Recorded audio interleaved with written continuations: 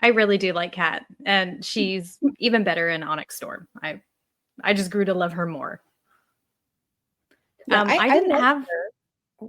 I didn't have Sorry. a petty moment, but in my notes I wrote down when they are on the mat and both Taryn and Darna are in Violet's head, telling her the best way to kill her, basically.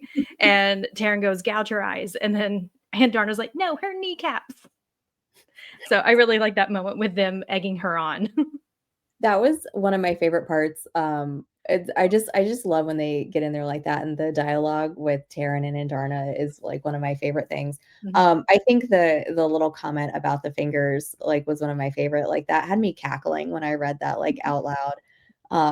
And I would love to know the story behind where Rebecca Yarros came up with that line because that's probably one of my favorite lines in the whole book.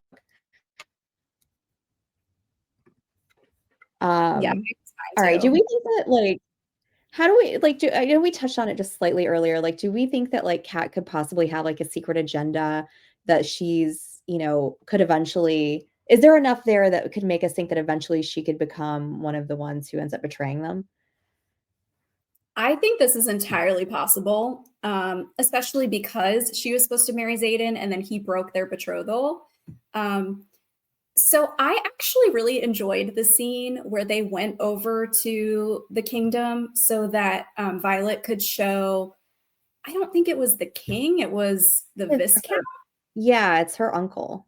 Yeah. So Violet, he wanted to see Violet's power and her lightning wielding. And so they all went over there and like they got dressed in these like fancy gowns and they had this dinner and the palace just reminded me of some like I don't know Dubai type palace or something.